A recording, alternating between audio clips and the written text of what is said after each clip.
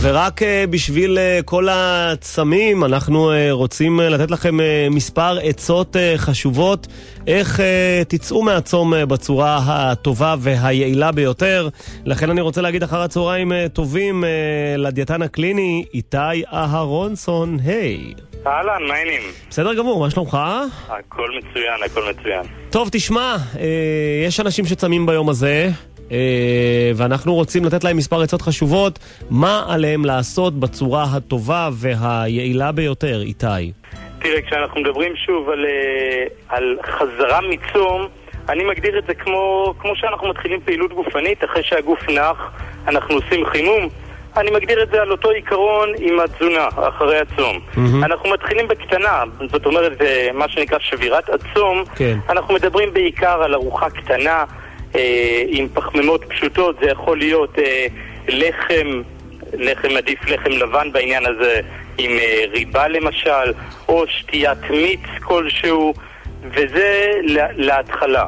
אחרי כשעה בערך אנחנו יכולים להתחיל לאכול ארוחה גדולה יותר.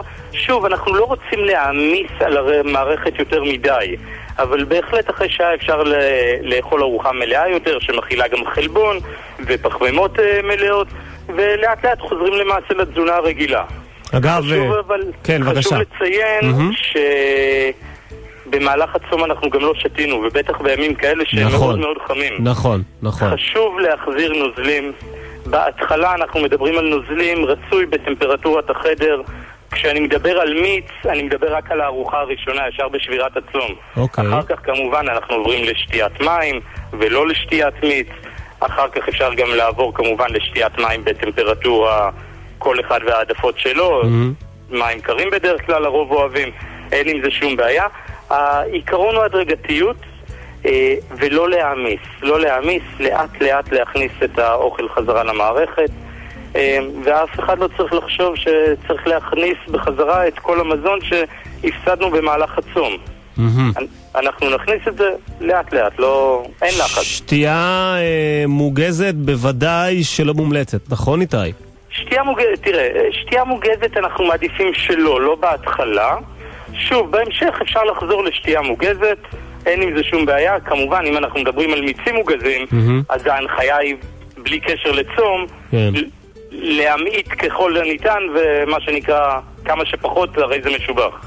אבל בהתחלה בוודאי שלא. בהתחלה אנחנו רוצים להקל על המערכת דברים פשוטים, דברים הכי פשוטים. בגלל זה אני אומר פחמימה פשוטה. אמנם יגידו עכשיו אנשים, רגע איתי, לחם זה קמח וזה המילן וזה לא פחמימה פשוטה, נכון, אבל הלחם הלבן מתעכל מאוד מהר, ואני מתייחס אליו בעניין הזה כפחמימה פשוטה.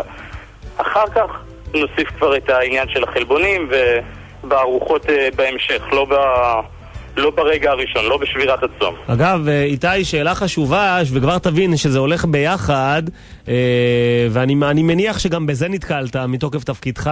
אנשים אתה יודע, אלה שמעשנים והיום עשו מאמץ אדיר להימנע מהעישון, מחכים לצאת הצום, ואז מפנטזים לצורך הדוגמה על נס קפה וסיגריה. מה תגיד להם?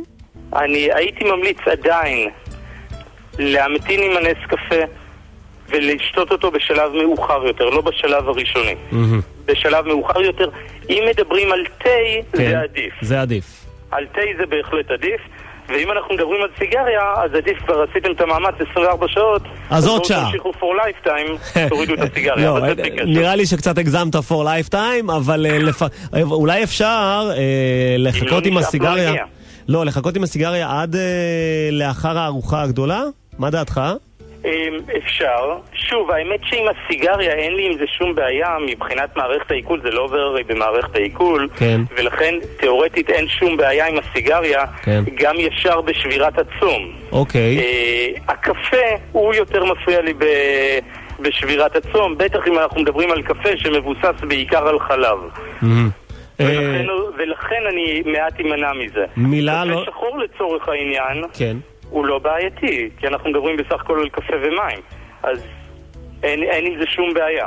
הבנתי. אבל החלב פה הוא מעט בעייתי, ולכן אנחנו מעדיפים טיפה להמתין עם זה, להיכנס לאט לאט לעניינים מבחינת מערכת העיכול. כשאתה אומר לי ארוחה גדולה, בוא בחצי דקה נתעכב על זה. מה, קצת אורז, תפוחי אדמה, מנת עוף, זה יכול להיות נהדר? אני מדבר על ארוחה מלאה שמכילה גם פחמימות, כמובן עדיף פחמימות מורכבות, שבהקשר הדוגמאות שנתת נכונות, אם זה אורז, אם זה פסטה, אם זה פסיטים, אם זה תפוחי אדמה, מנת חלבון, שזה יכול להיות בשר, עוף, דגים, וכמובן ירקות. הבנתי אותך. אבל זה שוב, לא כארוחה ראשונה, לא כארוחה של שבירת הצום. לא, זה אנחנו כבר התקדמנו אחרי שבירת הצום מהארוחה הקלה, וגם לא לקפח כאן את הצמחוניים שמחוברים אלינו בשלב הזה. הם יכולים... כן, הם יכולים בשלב הזה, מה, אורז, תפוחי אדמה, פסטה, קצת ירקות, מה עוד? בסדר, לא? בהחלט, הם יכולים להוסיף למעשה את כל מקורות החלבון שלהם, אם זה הקטניות, אם זה סויה בצורותיה השונות, אין עם זה שום בעיה. בארוחה של שעה וחצי אחרי, אין עם זה שום בעיה, וזה בשמחה, מומלץ. טוב, עוד תופעה אחת שאנחנו מכירים כמובן אחרי הצום הגדול של יום כיפור, ששוברים אותו, אתה יודע, עם כוס תה סבבה, אבל אתה נופל על איזה עוגה ומגלח אותה מכל מקום אפשרי, ואתה אומר, רגע, אני רק שובר פה את הצום עם כמה פרוסות עוגה, וזה בסדר, אבל בעצם פירקת עוגה שלמה. נכון. תראה, כפי שאמרתי מקודם, כן. אנחנו לא מחפשים להחזיר את הקלוריות שחסכנו במהלך הצום. אנחנו חוזרים, המטרה היא לחזור לאט לאט לתזונה הרגילה שלנו. כן. ואני רוצה להאמין שרוב האנשים ששומעים אותנו כרגע לא יאכלו עוגה שלמה כפי שתיארת את המקרה הזה. כן. והעובדה שצמנו ביממה האחרונה לא נותנת לנו אישור לחזור ולאכול עכשיו עוגה שלמה. אנחנו כל הזמן זקוקים לאישורים, איתי. מה זה? אנחנו כל הזמן זקוקים לאישורים כאלה ואחרים, אתה לא יודע את זה? אז אישור כזה לא תקבל ממני.